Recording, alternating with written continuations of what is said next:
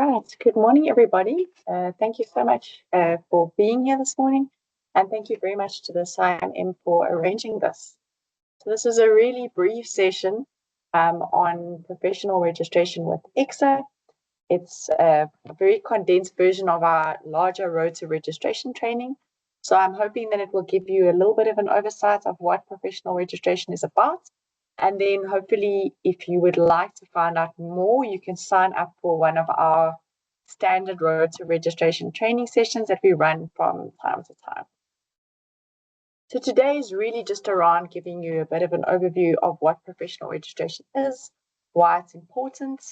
We'll go through a little bit of what the requirements are, the different categories of registration, and then what the process is for registration, how you can get prepared to be able to submit your professional registration application, and then once you are ready, how you physically do that to submit your application, and what happens after that. I'm going to try and wrap it up before the end with about 15 minutes to spare, so that we can at least answer any questions in case the question that you came with today wasn't covered by the presentation that I did so far. Is that Gugu, is everything working fine? Can I carry on? Yes, you can carry on. Everything is working fine. Thank you.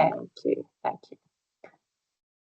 Excellent. So a little bit of context. So the Engineering Profession Act of South Africa regulates the engineering profession. So this means that the ability to do engineering work is regulated, and that through the EPA and the identification of engineering work, it is a legal requirement that persons doing engineering work are professionally registered. I know that specifically in the mining industry, there's additional legislation that kind of sits underneath that. So there's legislation around different contexts, like in mining or in factories.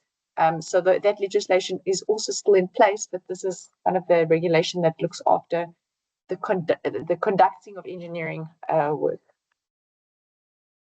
How does ECSA kind of fit into this? So there's the Department of Public Works and Infrastructure, and sitting underneath that is the Council for the Built Environment. And under that sits a series of councils. ECSA is one of those councils. We also have other councils that sometimes regulate different aspects of the profession. So, for example, you may have heard of the SAC QSP that looks after the quantity surveying, or there's councils that look after construction. So those are also in existence, but the Engineering Council of South Africa looks after the engineering work, and we'll see the different categories of registration in a moment. So what does ECSA do practically? On the left, we do research, and we look after policy and standards and procedures that enable persons to become professionally registered and then to maintain that professional registration status. The second block talks about accreditation, registration, and quality assurance, and that's where the main focus of today is, because it's focused on people that would like to become registered. But what accreditation is when ECSA accredits qualifications and programs at higher education institutions. So you may have studied or be thinking of studying, and the higher education institution where you may study, if they have engineering qualifications, then they will apply to ECSA to accredit those qualifications, which then gives those persons access to a professional registration pathway. Registration is the process of you as an individual then applying to ECSA to be registered in a particular category. And we'll talk about the different categories in a moment. But that's what registration is. That's you as an individual now applying to be registered. And then there's a lot of quality assurance that surrounds that. Then the next block, the green block, is around professional conduct management. So once persons are registered, we have a division that looks after the conduct of professionally registered persons. So this is really around protecting the public, and it's a big part of why the Engineering Profession Act exists. It's to protect the public and to ensure that the engineering work that gets done in the country is done by professionally registered persons. And it is done in line with what we call the ECSA Code of Conduct. So there's a code of conduct that you kind of subscribe to when you become professionally registered, which is essentially exactly that, a code of conduct. And it means that you will conduct your work in an ethical manner, in a professional manner, that you will only conduct work within the area of your scope of expertise and qualifications as applicable. And here the public, we have a Vuvuzela hotline where the public can call in and submit complaints about engineering work that's being done by registered persons. The public can also contact ECSA to find out if the work being done by particular individuals is being done by professionally registered persons. We have on our website a who is registered page that you may or may not have taken a look at before, but every person that is registered on our database goes onto that page. So you can search for any registered person and see if they're on the database, and if their registration is active, that means they're in good standing. And what good standing means is that the person has paid their annual fees, that they've had no improper conduct cases against them that resulted in suspension or cancellation of their registration, and that they're also up to date with what we call CPD, or continuing professional development. So that's the last block, is continuing professional development. So once you're registered, you need to maintain your registration by continually developing yourself to ensure that you're up to date with the latest developments within your profession. And it's a requirement, a legal requirement, being to be registered, that you need to submit your CPD credits every year. And every 5 years, there's a renewal period. So your registration is only valid for 5 years, after which it needs to be renewed based on the submission of what we call CPD credits. So, for example, we have very good relationships with our voluntary associations. So voluntary associations are more discipline-specific bodies, and SIMM, for example, is a voluntary association. And part of SIMM's role is to support persons to become professionally registered, and then also to support them once they are registered through CPD activities. So I'm sure you've seen that SIMM will from time to time advertise their activities, webinars or conferences, and indicate that they have CPD credits associated with them. So that's really once you're registered. So that's what ECSA does. So now to the categories of registration. There are a variety of categories of registration. I'm going to start in the middle, actually, under candidate registration. So we'll talk about the requirements for these as well. So to be registered as a candidate, we have candidate engineers, engineering technologists, engineering technicians, and certificated engineers. To be registered in one of those candidate categories, what you need to do is meet the qualification requirements for that category. So this is for people that have recently graduated or recently obtained the different qualification combinations that they may need, and they can then apply to be a candidate. It's kind of your engineering in training space, where you're now getting the experience so that you can one day become professionally registered. We'll talk about which qualifications are required for which category in a moment on a separate slide. Then once you have gained the necessary experience, we'll also talk about how many years that is, you can then apply to be professionally registered. So to be a candidate, all you need is the qualification. To be a professional, you now need the qualification, plus you need a number of years of experience, and that experience needs to be at the right level. It needs, which we'll also talk about what that level means, but it needs to be broad enough, and it needs to incorporate engineering work so that you're able to demonstrate competence through our registration process, which we'll also talk about in a moment. So then we have our professional categories, as you can see there, same as the candidate categories, but now you are a professional engineer, not a candidate engineer, etc. We also have a number of specified categories. Specified categories are exactly that. They're really specified activities that are done by engineering practitioners and range from things like fire rational designers to lifting machinery inspectors, etc. So this is quite specific work that is done by individuals, and those persons are also able to register professionally. So how would you go, like what is the life cycle of you as an individual? This covers maybe some of the what I've already covered before, but it puts it in a bit of a different picture. So if you go from the bottom at the black, so first you need to meet the standard for the engineering standard for that particular category, and that is ideally through an accredited program. So once you've graduated from that program, you can apply to be a candidate immediately. If you do not have an ECSA accredited qualification, which typically means that you, for example, have a qualification from outside of South Africa, then you can still apply in the category, but you first need to go through an education evaluation process. So the accreditation of higher education institutions in South Africa is quite an intense process, which ensures that any graduate from that institution meets the required standard for that qualification. So naturally, from other institutions around the globe, we don't necessarily have that rigorous accreditation process. So we then assess individuals on an individual basis. So you will bring your foreign qualification, and then it goes through an education evaluation process, and we determine substantial equivalence to our ECSA accredited qualifications, and then you will be told what category of registration you can apply in. So there's just an extra step of that after graduation before applying for candidate registration if you have a foreign qualification.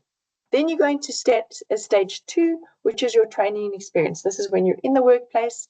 Ideally, this should take place in conjunction with a mentor and a formal program that enables you to meet the requirements for professional registration once you're ready. And you can decide when you're ready based on the number of years of experience that you have and whether you have sufficient evidence. And in collaboration with perhaps your mentor or your supervisor, then you can apply for professional registration. And then once you're professionally registered, you go into stage 3, where you now need to observe the ECSA Code of Conduct, and you need to maintain your registration and your competence through CPD with that 5-year renewal cycle. Right. So on the next slide, this gives the number of years of experience that are required. The next slide we'll talk about the benchmark qualifications, but for pure Eng, the education is typically 4 or 5 years, and then you need 3 years of experience. For the pure tech Eng and the certificated engineers, it's similar, as you can see on the table, and then also similarly for the technician registration. I can also share these slides with SIMM after the session so that they can also share it with you, so you have this as reference material. I'm going to quickly pop over to the slide, and we'll come back to that other one. So this talks about what are the benchmark qualifications. So you can see here, just take a look at the slide and see kind of where your qualifications sit, and that will relate to the category of registration in which you can apply.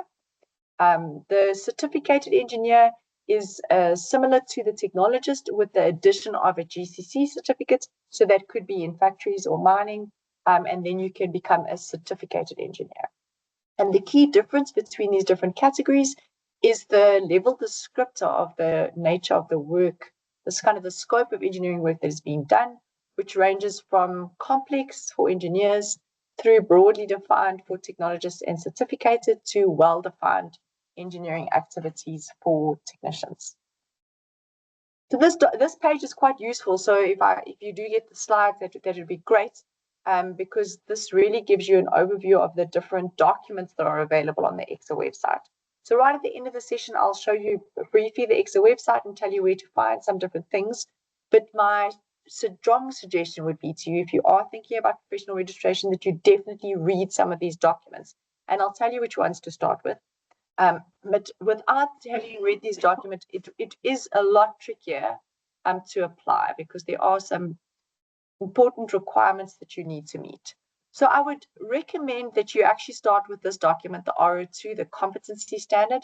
This document, the PE, PT, PN, is for the different categories, and this explains the 11 outcomes that you need to provide evidence against and that you need to be found competent against at the end of the professional registration process.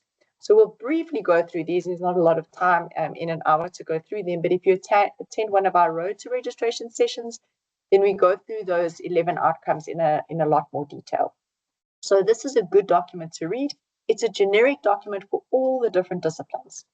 The next thing that I would suggest you read is our discipline-specific training guide. So this relates to the different disciplines, for example, mechanical, electrical, mining, and it gives a lot more detail and suggested evidence that can be used when you apply for professional registration, but also as you develop your training and experience over that kind of mentorship period, so that you can ensure that you've done the right kind of work, the right kind of projects, to be able to write up your professional application. There are also other guides that talk about our actual application process. There's some guides for training and mentoring. Some of these documents are quite long, so do set aside a good amount of time to read through them. The yellow documents on the left are for accreditation. So that's a lot more related to higher education institutions who would be applying for accreditation of their programs. So for you as an individual who may be registering, those documents are not necessarily relevant.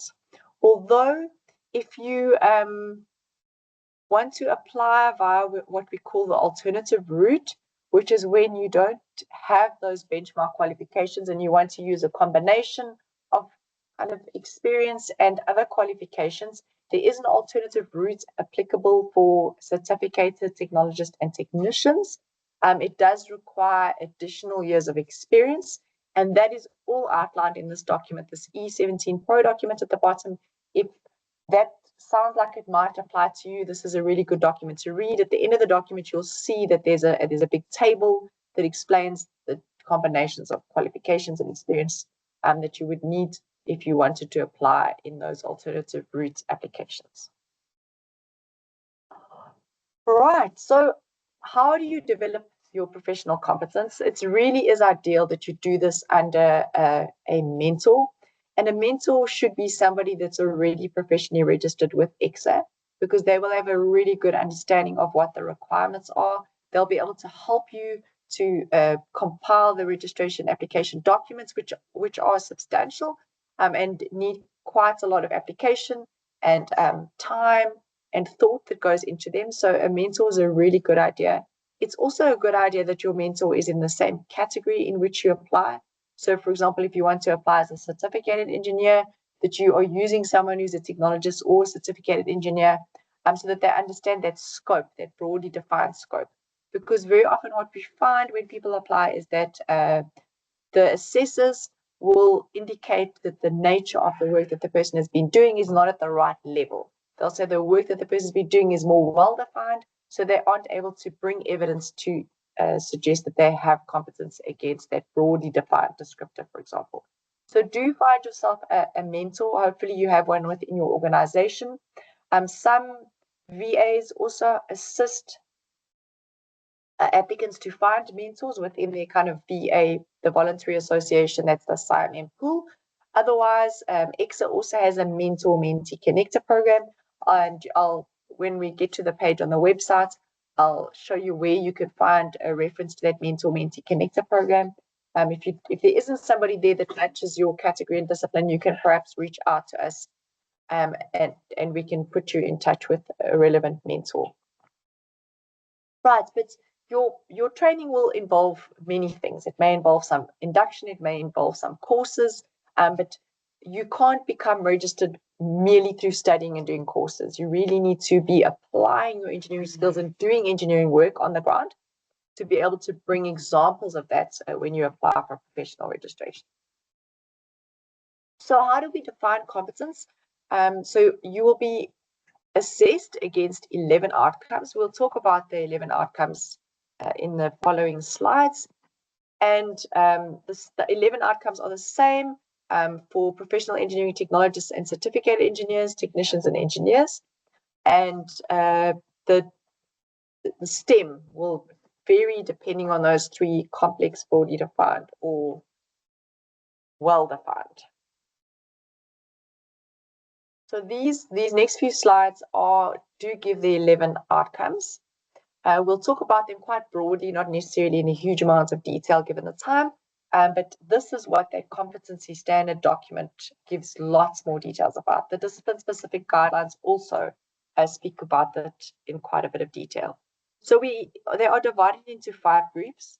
The first group is engineering problem solving, and you can see that there are 3 in this group. The first one is about defining, investigating, and analyzing, and then here it will vary from complex to well-defined engineering problems. So you need to demonstrate that you can do this, define, investigate, and analyze that type of problem, right? The second outcome is around designing or developing solutions to the problems. And then the third one is around comprehending and applying knowledge. So this is really your technical work, the principles, specialist knowledge, jurisdictional and local knowledge for your discipline in which you're applying. So for all those categories, you also do choose your discipline.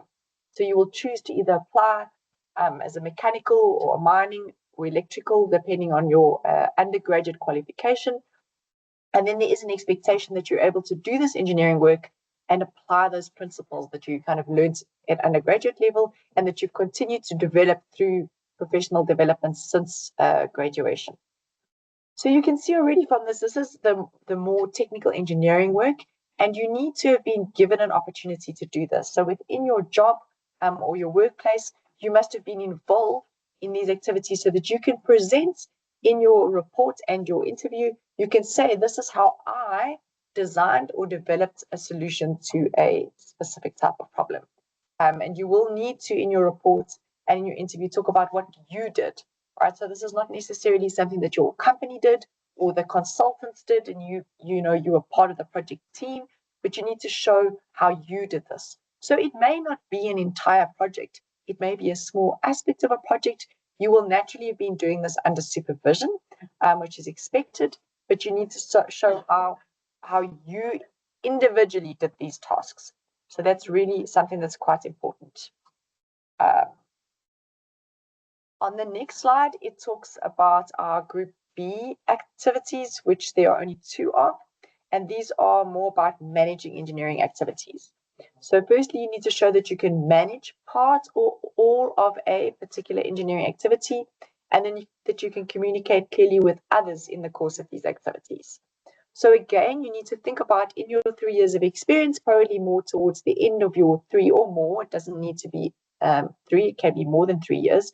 In fact, many people have 4, 5, or even more years when they apply for registration. Towards the end of those years, you will need to have an opportunity where you are managing, again, under supervision, but managing a part of an engineering activity, and that you can comment in your documents and interview on how you did that and how you communicated with others in those activities. Group C talks about the impact of engineering activities. Here you need to show how you recognize and address the reasonably foreseeable social, cultural, and environmental effects. And I think in your industry, it's definitely important and certainly easy to show how you've done this. For all of these outcomes, it's really important always to pay attention to the verbs. So for example, for this first one, it says recognize and address. So that's what they're expecting in your interview. If we go just back a slide, 2 slides maybe. Here, what are they expecting you to do? Define, investigate, and analyze. So you need to show that you have done all 3 of those things. So always pay attention to these verbs. So this is about the impact of engineering activities. And then the other one is about meeting legal and regulatory requirements and protecting the health and safety of persons. So again, in the mining industry, I know that this is certainly something that is foremost in everyone's minds all the time. So hopefully you should be able to quite easily demonstrate competence against these activities. The next group talks about acting ethically, exercising judgment, and taking responsibility. So the first is about conducting engineering activities ethically. You need to provide examples and evidence of how you go about what does it mean to act ethically within your context and how you go about that, ensuring that you do that. The teams always also want to see that you understand what the ECSA Code of Conduct is, that you understand what's included in there, and what, if you become registered, it will mean to be working under that Code of Conduct. Then the next 2 talk about exercising sound judgment and being responsible for making decisions. So again, these are probably outcomes that you will get some experience with towards the end of your period of training. Go take a look at the competency standard and the discipline-specific guideline for these to understand what it means. But essentially, it's around how do we make decisions? How do we weigh up different things? How do we draw input in from different disciplines, different areas of expertise, and how do we judge things? How do we make decisions, and how do we take accountability for those decisions and judgments that we've made? And then the last one is around initial professional development. So remember, CPD is continuous professional development. For a person registering, you're doing initial professional development, but it's similar. So you need to show that you understand what it means to keep yourself relevant and to keep doing CPD activities throughout your career. And you need to have had some initial development activities. So it's probably quite unlikely as a young graduate that you have not done development activities. Most of us spent a lot of time doing courses, reading things, learning new aspects of a different technical environment. So that is the kind of thing that you will capture underneath this outcome. So that is the 11 outcomes and what you will be assessed against. So how do we do this? So again, I'm not going to necessarily go through the slide in detail, but it will be available for you. So when you submit your application form, there are a variety of important things that you submit. There's some kind of personal details and your qualifications, which is your entrance ticket kind of into the room in a way. And then the next key thing that we ask for are training and experience reports. So these are a detailed report for each job, essentially, that you've had in your career. So a job is not a project, a job is like an appointment. So I was appointed as junior engineer in this division, that's a job, so that will be your first period. Then perhaps you move to a different division, or you were promoted, or you changed companies, then that would be a new period. And within that period, there's a guideline that guides you exactly through what needs to be included in those training experience reports. But essentially, it's a very detailed CV that's providing the assessment panel with really important understanding of what you've been doing in your career during the years prior to applying for professional registration. Then you need to submit an engineering report. An engineering report is not a design report that you would have submitted to your company, right? This is a very specific report that will be written specifically for your ECSA professional registration application.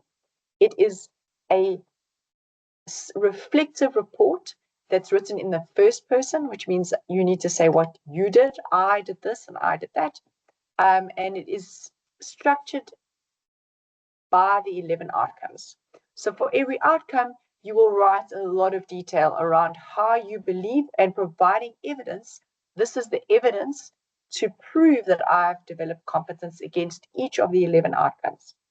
You can draw on projects or experience from any of your training and experience periods, and these can change. So you might find that your engineering report draws on 5 different projects or 3 different jobs. That's absolutely fine. So it's not a design report of a thing that you designed.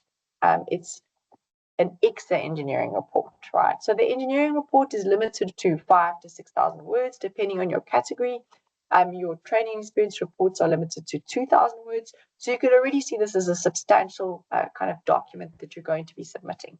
So if you're new and you recently graduated, I would recommend that you start writing this from your very first year of experience, because it can be trickier once you have 10 years of experience to retrospectively go and write those documents, but obviously it is possible to do that. And then there are a few other important documents that you need to submit. One important part of this is your referee reports. So when you submit your application, your referees are asked to submit referee reports on our portal. And these referee reports should come from at least one registered person in good standing with ECSA in the same category as yourself. The other report can be from someone else, but these referees are asked to comment on your competence. So they will be signing off whether they feel, based on their knowledge of your work, so it should also be someone that knows you and knows the work that you've done, whether they feel that you're competent. And that's also included in the pack that the assessors use to determine if you are eligible for registration.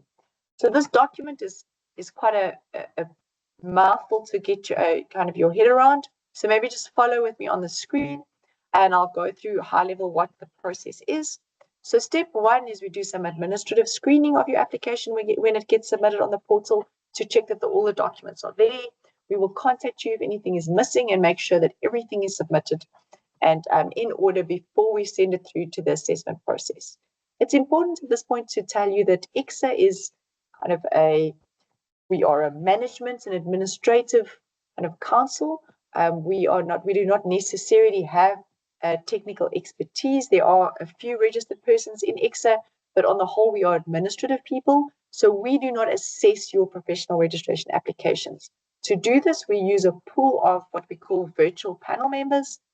We draw in these virtual panel members from all our voluntary associations. We train these persons, but these persons are working. They're people practicing out there in industry or academia, and they have a wealth of experience, and they volunteer their time to do these assessments and to do these reviews kind of as something that they give back to the community.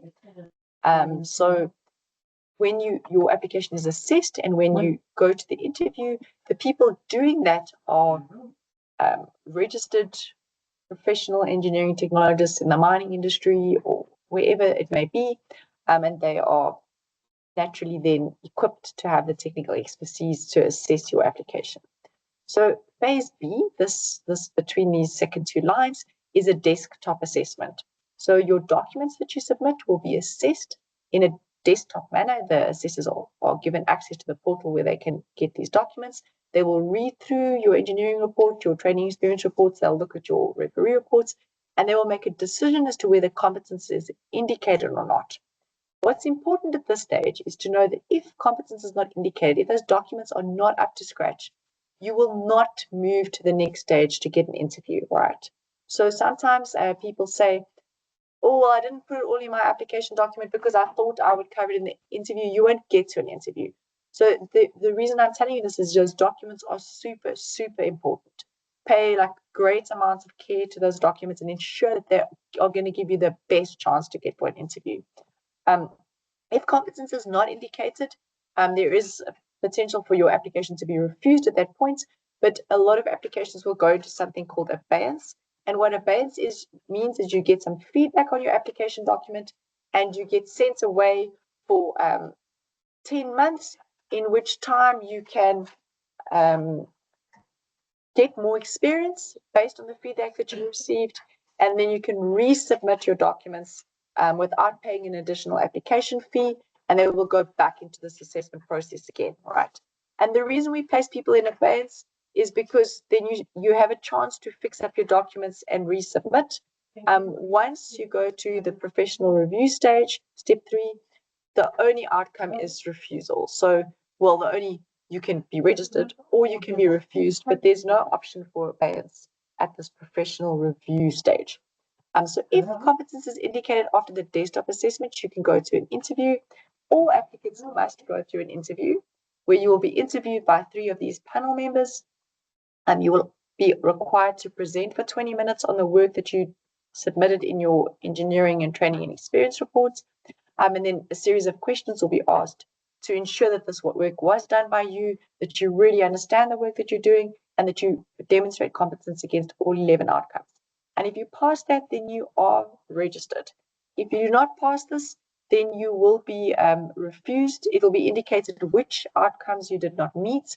You will then get an advisory interview where you then go back with your panel, and it's a mentoring session where they give you really good feedback on where you fell short in your documents, where you fell short in the interview, so that you can potentially apply again. Well, hopefully you will definitely apply again in the future with a brand new application.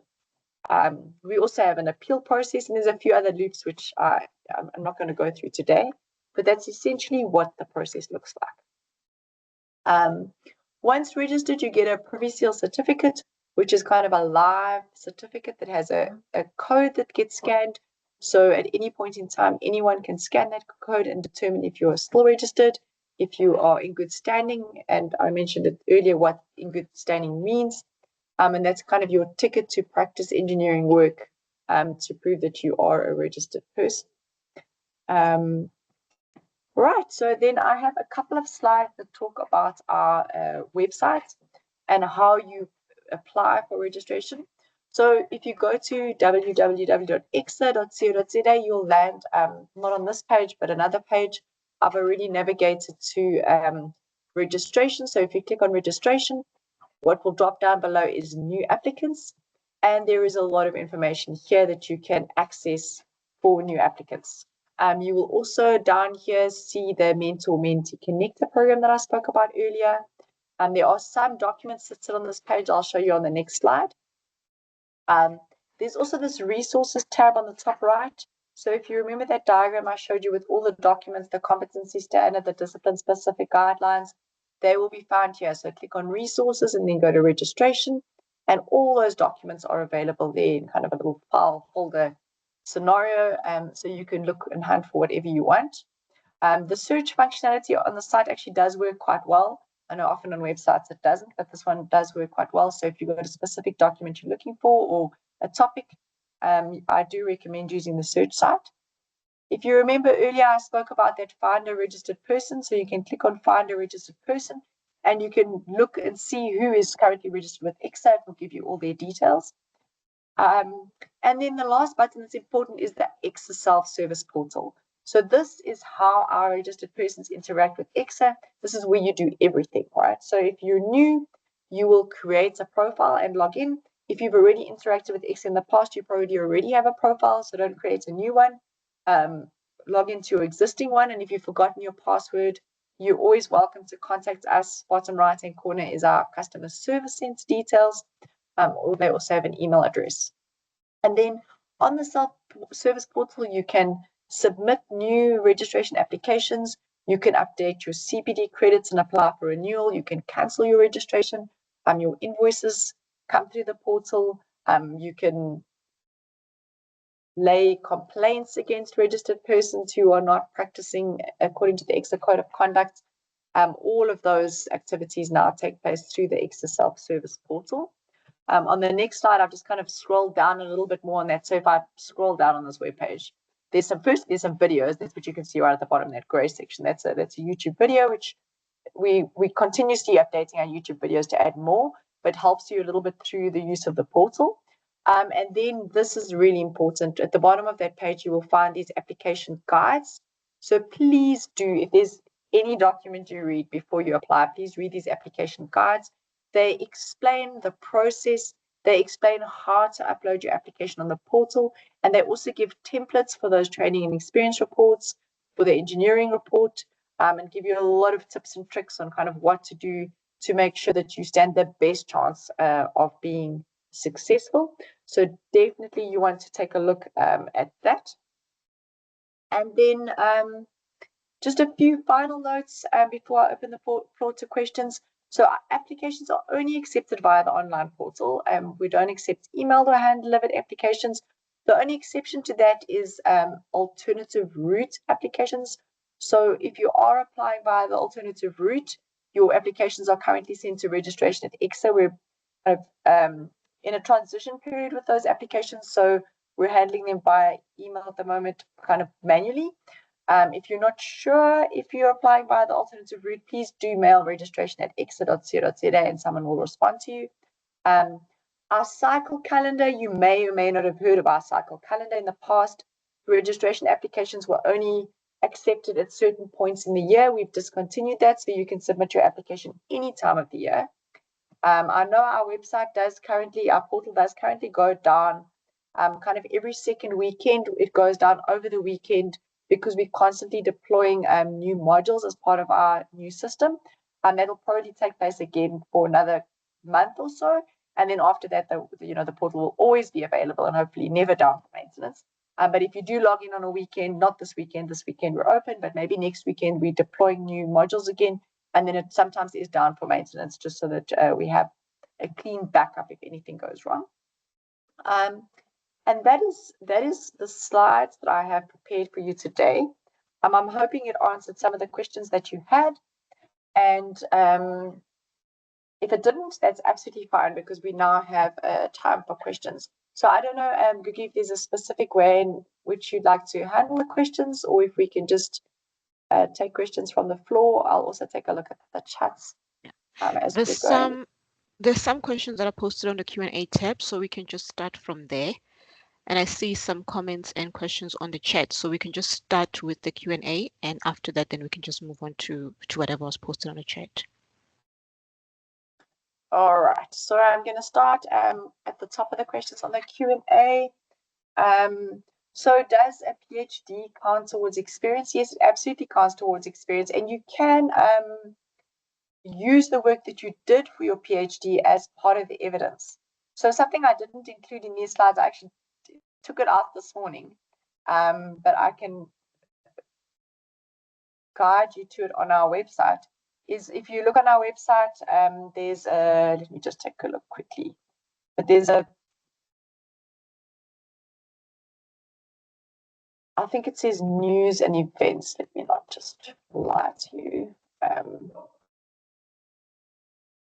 So if anyone is in academia, yeah, and if you click on news and events at the top, and then on one publications, and then it says research projects. If you click there, our very first research project is a list of evidence that can be used by persons from academia to demonstrate competence for professional registration. So you can absolutely apply for professional registration if you're in academia. You will still need to demonstrate competence against the 11 outcomes, but research work definitely counts. And yes, you can also use work outside of South Africa as part of the application process. Important to note, we sometimes have applicants that come who have never worked in South Africa, right? And they apply for professional registration. That is possible, but one of the things that a panel will really look at in that instance is those group 3 outcomes, which are around understanding the social, cultural, environmental effects of engineering activities in this context, because the South African context is unique. So they're going to definitely dig into how do you understand engineering activities and the impact on society in South Africa. And they're going to really make sure that you understand the legislative kind of requirements of engineering work in that country.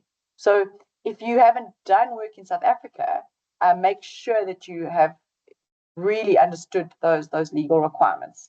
Or if you've done a combination of work, then that's fine. And you will just, for those outcomes, speak more about something that's in a South African context. How internationally recognized is the status as a professional engineer? So we do have mutual recognition agreements with some countries. It is available on the website, specifically with, as far as I'm aware, Ireland, Australia, and the UK. There's some mutual recognition agreements where, for example, Engineers Australia sometimes emails us and asks us, for us to provide details on our professional registration status, which I think makes the process of professional registration in different countries a bit easier, or just less steps. But that really depends on the discipline. So you can take a look at the mutual recognition agreements that we do have. But there's no automatic international recognition. You don't automatically be a registered person in another country. It's just sometimes that process is a bit smoother for you. So it's important to understand the relationship between candidate and professional registration. We do encourage people to register as candidates because it gives you better access to mentors and ECSA activities to support your journey towards professional registration. But you do not have to register as a candidate in order to register as a professional. So if I've been working for 5 years and I feel like I'm ready, I can just submit straight away a professional registration application. I do not have to be a candidate. So it's not an upgrade. It's just kind of 2 different categories, and you can choose. If you do already have candidate registration, the fee associated with professional registration is lower. So there is that kind of consideration to keep in mind. So the CPD points, we don't track CPD points. You don't have to submit any CPD points for professional registration before you're professionally registered, only after you're professionally registered.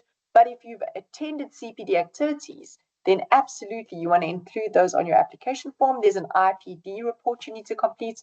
So you definitely want to put them there. And if you've got a whole bunch of CPD points kind of gained as part of IPD, then it will be a very easy kind of yes on that outcome to say that you're definitely demonstrating competence in that space.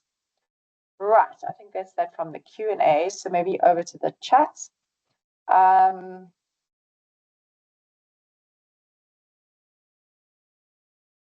So the different categories, different categories are distinct in two ways, right? The first way is they're distinct in terms of the benchmark qualification that is associated with them, right? So to apply in a specific category, you need a certain benchmark qualification. So if you remember that slide I had, for example, a B-Eng or a BSc Eng allows you automatic entry into the engineer category, right? Whereas a B-Eng Tech or an advanced diploma into technologist and a national diploma into a technician.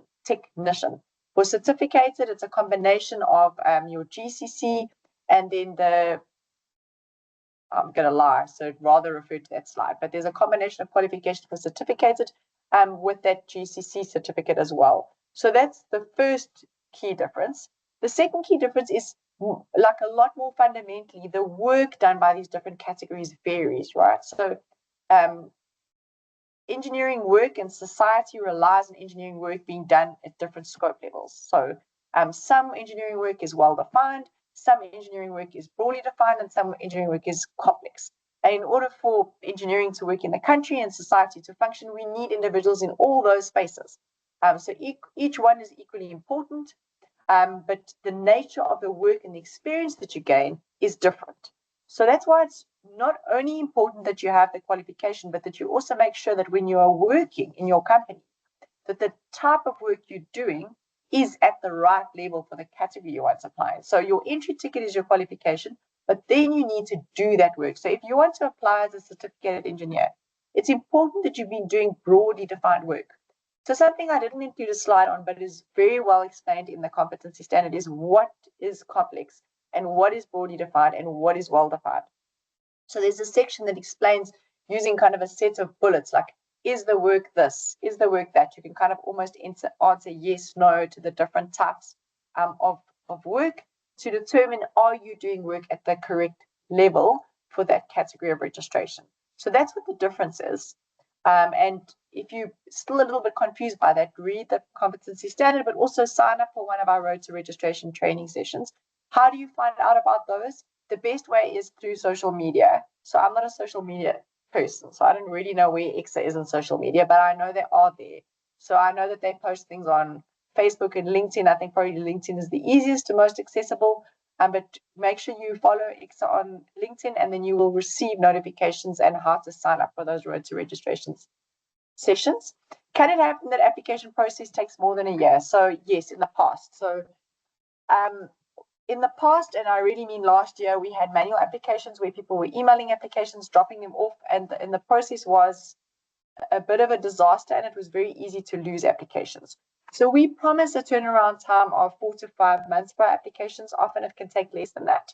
And we really hope it never takes longer than that. But I am going to be honest and admit that we definitely have applications that have taken longer than that. And it was because applications were lost and not tracked very well. So we're currently closing off our last applications from 2024 that would have taken so long. We're 98% of the way through those and about 90% of the way through the applications that were submitted in March this year. But with our new system, now that everything is online, it is really easy for you to track your application, and it's really easy for us to track your application. And kind of going forward, we've really committed to a maximum amount of time of 5 months. So there's no way going forward that you should be sitting with an application that's taking more than 5 months to be processed. And the nice thing is you can track it on the system. So you can see my application hasn't changed status in the last month. And then you can call your registration officer and find out, what is happening. But hopefully you won't even need to do that. Can you use experience prior to obtaining the B-Eng in the application? So the experience for that category counts from the graduation date of that benchmark qualification. So if sometimes people have, like, they've done a national diploma and then they've done a B-Eng Tech and now they've done a B-Eng, right? So if you want to use experience before your B-Eng, then you would need to apply in a different category, like a technologist category. If you want to apply as an engineer with your B-Eng, then your years of experience starts counting from your B-Eng, from the date you finished your qualification. That's when those 3 years would start counting. I mean, obviously, the experience you've gained before that makes you a better, more rounded kind of engineering professional. But the work that you're going to present in your documents will be from the B-Eng. And then just also make sure that you have a minimum of 3 years from that BEng. Right, so interesting question from Duncan, thank you. So if you are alternatively qualified, right, so if you have a BSc, I know that some people do have very specialist BSc degrees and they've worked in engineering all their life and want to apply for professional registration. So you don't automatically qualify to come through in the professional registration categories, but you're similar to what we would have for a foreign qualification. So we first need to say, does your combination of qualification and your experience is it substantially equivalent to having a mining engineering degree? And if the answer is yes, then you can absolutely apply. So what you will do is I'm now going to post it in the chat, but you can apply for an education evaluation and you will send that to evaluation@ecsa.co.za and they will send you all the documents that need to be completed. They will assess your qualification, your experience, and then they will also call you in for an interview, which is important, I think, because an interview enables you to demonstrate that experience that's difficult to put down in documents to prove that you through an apprenticeship / experience process have gained substantially equivalent to what someone with a degree would have obtained. So yes, that's that's the process for that. Right, I think I'm done with all the questions that have been typed out. So I don't know if anyone else has a question they'd like to ask. I see my colleague Ivan is also in the room. So Ivan's from Stakeholder Engagements and Special Projects. He looks after our Mentor-Mentee Connector program. He looks after our virtual panel members. And he also looks after all our stakeholders, our voluntary associations. So Ivan, I don't know if you want to add something. I see there's no hands. So please come in and maybe add something if you would like to.